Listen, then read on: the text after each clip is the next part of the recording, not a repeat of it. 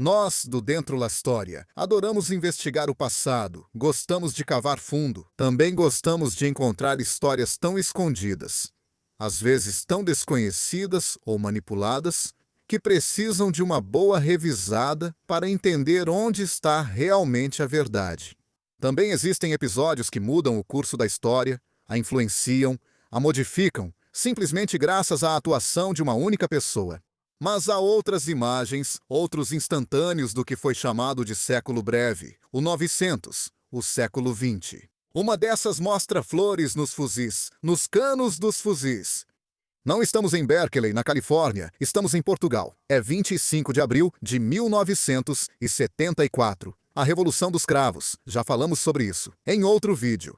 Mas hoje vamos esclarecer por que foi chamada de Revolução dos Cravos e, principalmente, quem foi a pessoa por trás dessa escolha, por trás daqueles cravos colocados nos canos dos fuzis.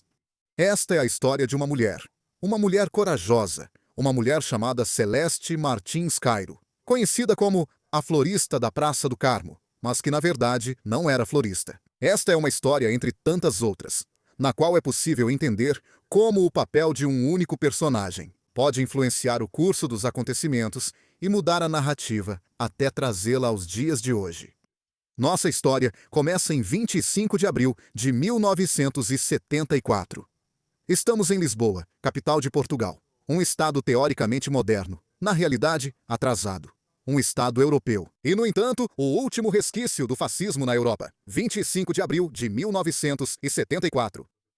É o dia da Revolução. Portugal, há meio século, está sufocado pelo Estado Novo. O que é o Estado Novo? É aquela forma de governo criada pelo professor Salazar, um docente a quem os militares recorreram após mais um golpe de Estado, para lhe confiar o poder, para moldar Portugal de uma forma diferente, de forma autoritária. E o que Salazar fez? Ele moldou Portugal de acordo com suas próprias ideias, não só econômicas, mas também políticas, transformando-o em um Estado corporativista de tipo fascista, um Estado fechado, refratário à mudança, quase isolado, pode-se dizer, satisfeito em seu próprio isolamento. Porque, através da exploração das colônias do ultramar, Portugal viveu uma fase de prosperidade na época da Segunda Guerra Mundial. Mas nada é para sempre. E justamente aquelas colônias do ultramar, a partir dos anos 60, se rebelaram e pediram independência. A independência foi negada por Salazar, que havia atolado Portugal em guerras pós-coloniais, cada uma mais sangrenta e dispendiosa que a outra. E quando Salazar, vítima de um AVC, foi afastado e substituído por Marcelo Caetano, nada havia mudado. Nem mesmo na sociedade portuguesa, uma sociedade fechada, difícil, pobre. E é nesse ambiente que nasce e cresce Celeste Martins Caeiro, uma mulher que nasceu em 2 de maio de 1933, em Socorro. Ela é filha de uma família muito pobre, a mais nova entre 3 irmãos. Sua mãe, Teodora de Viana Martins Caeiro, era originária da Galícia. O pai, que fugiu de casa poucas semanas após o nascimento de Celeste. Por esse motivo, a jovem Celeste, com menos de 18 meses, foi levada para um orfanato em Alto Orfanotrófio. Todo Pina, uma instituição pertencente à Santa Casa, na rua Barão Barral de Sabrosa, em Lazareto, Porto Brandão, na margem sul do Tejo. É aqui que Celeste cresce até os 14 anos, recebendo apenas visitas esporádicas da mãe. Aos 14 anos, Celeste muda de instituição. Vai morar no Instituto 28 de Maio, mas também lá não se sente bem. Seus horários são extremamente rígidos. A vida de Celeste muda novamente. Ela se transfere para a Casa Pia, no Colégio Santo Ângelo. Mas nunca trabalhará em hospitais, porque as dificuldades que sofreu na vida minaram sua saúde, principalmente os pulmões, e ela certamente não poderia trabalhar em um sanatório. É assim que, aos 20 anos, Celeste se reinventa, tenta vários trabalhos. Primeiro, trabalha em uma fábrica de camisas na Avenida Almirante Reis. Depois muda de novo, passa a Café Lusitano e depois para o Café Patinhas, na Rua da Casa Pia, perto do colégio. Em particular, o do café. Além disso, Celeste muda. Tabacos eram vendidos clandestinamente, assim como livros proibidos de José Vieira, escondidos entre maços de tabaco por medo da polícia secreta. Celeste vê tudo isso e decide participar.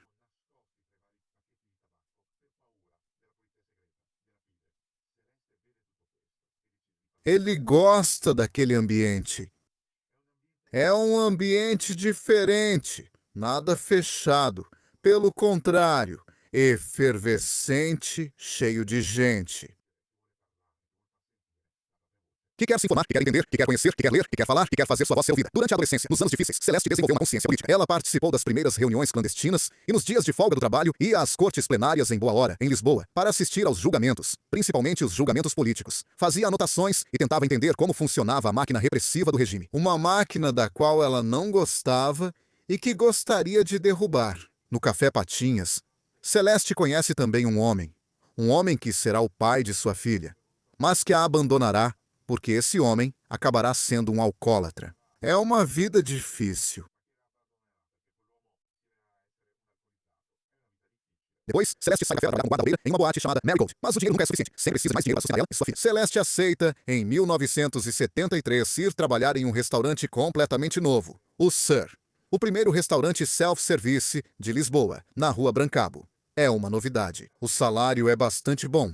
O proprietário é gentil. Os clientes são de um nível mais alto. Chegamos a 1974. Celeste tem 40 anos, fará 41 no próximo dia, 2 de maio. Ela mora em um quarto alugado em Chiado, na calçada do Sacramento. Continua trabalhando no CIR, onde se sente bem. O CIR, aliás, foi transferido para a Pia, no colégio, em 1973, um ano depois. Ela quer comemorar seu primeiro aniversário. E o dono do CIR tem uma ideia: oferecer um agrado aos clientes. Para os homens, um copo de vinho do Porto, uma rodada da casa para todos e para as mulheres flores. É por isso que, no dia anterior, 24 de abril, o gerente, acompanhado de alguns funcionários, incluindo Celeste, vai ao mercado e compra uma grande quantidade de flores frescas. São escolhidos cravos, brancos e vermelhos, comprados e levados para Ângelo, e compra uma grande quantidade de flores frescas. Celeste cambia. Ela coloca na pia do restaurante, em uma bacia com água, prontos para o uso no dia seguinte, pois 25 de abril de 1974 deve ser um dia de celebração coletiva. A atmosfera não é das melhores em Portugal, mas mesmo assim querem fazer festa. Vocês sabem por que não é das melhores? Porque nesses dias, Portugal está abalado por constantes manifestações de protesto, até mesmo uma revolta no mês anterior. Dos próprios militares que não dá certo, o ataque a uma base de helicópteros, a polícia cada vez mais presente. Para Celeste, os únicos momentos de mudança percebidos pelos portugueses são as partidas. Além disso, Pia se transfere, regime do colégio, depois de Caetano é. A vida de Celeste muda. Ela se transfere para a Casa Pia, Colégio Lafede, Sant Fado, a típica música lusitana. E o futebol? O futebol. São os 3 pilares do regime. Um pouco do velho pão e circo dos romanos. Voltando ao restaurante Sir, em 25 de abril de 1974, não abriu porque o dono soube do golpe de Estado ao amanhecer. Ele ouviu no rádio aquela música, Grândola, Vila Morena de Zeca Afonso.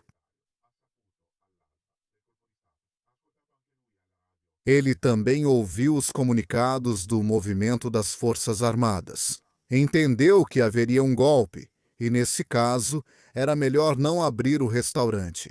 Nunca se sabe o que pode acontecer. Algum cabeça quente pode aproveitar um local público para fazer uma chacina, ou então tomar reféns. Melhor não. Melhor manter fechado. Na manhã de 25 de abril de 1974, enquanto os blindados do capitão Salgueiro Maia mantêm o Palácio do Governo sob mira na Praça do Comércio, o dono do S conversa com as funcionárias Pia e Celeste Caeiro. Ele diz para irem para casa, pois não haverá trabalho. Vamos comemorar amanhã. Um garçom observa que as flores não durariam mais um dia. Então o diretor permite que todos as levem. Celeste pega algumas flores e vai embora. Ela passeia pelas ruas de Lisboa. Ela pega o metrô até o Rócio e depois chega a um lugar muito importante durante a Revolução dos Cravos. Ela chega à Rua do Carmo e à adjacente Praça do Carmo, onde antigamente ficava o grande convento dos Carmelitas, destruído no grande terremoto de Lisboa. Ainda existem alguns vestígios desse convento, mas em um canto da Praça do Carmo há um quartel, o quartel da Guarda Nacional. É lá que Marcelo Caetano se refugiou, na caserna da Guarda Nacional. No colégio onde Marcelo Caetano se refugiou com parte do seu gabinete de governo. Na Rua do Carmo, Celeste se depara com as tropas do Capitão Maia, que estão indo cercar o local do governo. Na Rua do Carmo, Celeste se depara com as tropas do Capitão Maia, que mudam de direção e seguem para o quartel do Carmo. O que está acontecendo? Pergunta Celeste. Um soldado responde: estamos indo ao Carmo para prender Marcelo Caetano. Isto é uma revolução. Viva Portugal livre! Celeste não acredita no que está ouvindo. Ela vê ao seu redor uma multidão de habitantes, homens, mulheres, crianças, idosos, que estão descendo ao lado de Celeste junto com os soldados, e que gritam liberdade, liberdade. Mais uma vez, um soldado, depois da Casa Pia, lhe pede um cigarro, mas Celeste não fuma. Ela não pode. Os pulmões, como já disse, não permitem. Celeste gostaria de fazer algo. Gostaria de ajudar aqueles soldados. Ela gostaria de comprar algo para eles comerem ou beberem. Mas as lojas ao redor estão todas fechadas. Não tem nada para oferecer, exceto, isso mesmo, aqueles cravos. Celeste vai até um banco na Praça do Carmo, abre os pacotes de cravos e começa a oferecê-los aos soldados. Se quiserem um, peguem. Um cravo é oferecido a qualquer um. Coloquem um cravo nos canos dos seus fuzis. Aquele soldado que respondeu a Celeste, que pediu um cigarro a ela e cujo nome ainda não sabemos até hoje, é o primeiro a sorrir. Pegar uma flor e colocá-la no cano do seu fuzil. É um gesto revolucionário, um gesto simbólico. Outros companheiros de farda veem isso e, após um momento de hesitação, o imitam. Todos estão lá, com a Celeste, para pegar sua própria flor. Os oficiais, aliás, têm um pouco de dificuldade para mantê-los na linha, porque o entusiasmo é contagiante. Mas Celeste não para, não fica simplesmente no Carmo. Ela ainda tem muitos cravos, só distribuiu um dos 2 maços que tinha. E então ela vai a pé até a Igreja dos Mártires. E toda vez que encontra soldados, oferece-lhes cravos. Aquela flor, uma flor incrível, uma flor colorida que muda a perspectiva do dia, se torna o símbolo de uma revolução. Não era nada planejado. Se a música, Se Grandola Vila Morena, tinha sido escolhida como sinal para o início da Revolução, se os comunicados de rádio já estavam escritos, se as operações tinham sido definidas nas semanas anteriores. A flor não, representa a novidade impactante e, mesmo assim, foi imediatamente aceita por todos. Esse gesto leva à imitação. Outros habitantes de Lisboa pedem aos floristas cravos para presentear os soldados. E esses cravos se tornam o símbolo, o próprio nome da revolução. Revolução dos Cravos, a Revolução dos Cravos. Celeste se torna para todos Celeste dos Cravos. Ela é chamada de a Florista do Carmo, mas ela não era uma florista. Era uma garçonete em um restaurante self-service. A história de Celeste Caeiro é tão incrível, na sua tipicidade e na maneira como a própria Celeste enfrenta a revolução, que nos faz entender como, às vezes, a história se diverte em misturar as várias histórias dos protagonistas principais ou secundários. Como Celeste Cairo. Mas a história de Celeste não termina aqui. Celeste dos Cravos vira uma figura pública. Aliás, algumas semanas depois, ela dará uma entrevista para a revista Crônica Feminina, que a transforma em uma verdadeira celebridade. Todos querem conhecer Celeste Cairo. Todos querem conhecer a Senhora dos Cravos. Mas Celeste é uma mulher ocupada. Ela precisa continuar trabalhando, lutando por sua filha. E ainda vai trabalhar por muito tempo. A vida dela será marcada por muitas dificuldades. 14, 15 anos depois daquele dia radiante, em 25 de agosto de 1988, um grande incêndio na região de Armazéns do Ciado destrói o prédio onde está justamente Celeste com sua filha. As duas saem ilesas, mas perderam tudo. Não tem mais nada. Não é fácil para ela continuar vivendo. Mesmo assim, ela tenta agarrar a vida com todas as forças todos os dias. Mesmo quando se aposenta, com uma aposentadoria mínima de apenas 370 euros, e vai morar em uma casinha a poucos metros da Avenida da Liberdade. Um nome sugestivo. Celeste se mostra como uma mulher extremamente digna. E os soldados, mas também seus familiares e todos os habitantes de Lisboa nunca se esqueceram dela. Em 2024, por ocasião dos 50 anos da Revolução, é lançada uma campanha pública para ajudar Celeste, que nos últimos anos perdeu parte da audição. Celeste é convidada a participar do desfile comemorativo pelo cinquentenário da Revolução. Os soldados vão buscá-la em sua casa na Avenida da Liberdade e a levam pela cidade. Aclamada pela multidão, Celeste, Celeste dos cravos. Todos amam Celeste. E Celeste, mais uma vez, pede pelos cravos. Eles são trazidos para ela, e com seus braços já ossudos, ela continua a distribuí-los. Exatamente como ela fez 50 anos antes. É um momento histórico. Os fotógrafos e cinegrafistas a registram. É verdade, ele morre em 15 de novembro de 2024, aos 91 anos, está internado em um hospital em Leiria. Aqueles pulmões, que nunca lhe permitiram ter uma vida tranquila, agora cobram o preço. Os problemas respiratórios lhes são fatais, mas sua memória permanece viva. Permanece viva nesse gesto, o de presentear com cravos. Permanece viva no que fazia antes no café, ajudando a distribuir livros clandestinos. A cidade de Lisboa, em fevereiro de 2025, concedeu-lhe póstumamente a Medalha de Honra, de forma unânime, com um verdadeiro plebiscito, por todo o Conselho Municipal. No dia 8 de março seguinte, 8 de março de 2025, pelo Dia Internacional da Mulher, Celeste Cairo recebeu póstumamente o grau de oficial da Ordem da Liberdade pelo presidente da República Portuguesa, Marcelo Rebelo de Sousa. Em 25 de abril de 2025, na Rua do Carmo, onde tudo começou, naquele banco onde foram distribuídos os primeiros cravos, foi colocada uma placa. A homenagem a Celeste com um poema, Celeste em Flor. Um poema escrito pela poetisa Rosa Guerreiro Dias, justamente para homenagear aquela mulher.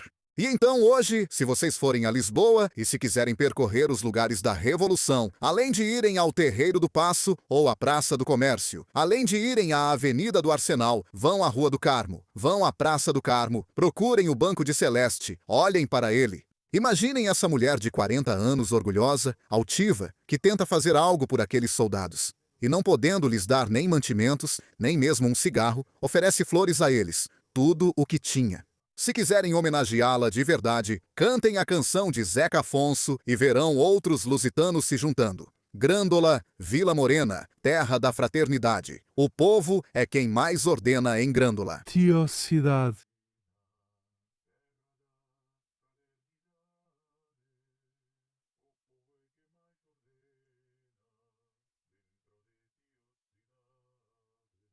Tchau, Celeste. Obrigado por tudo.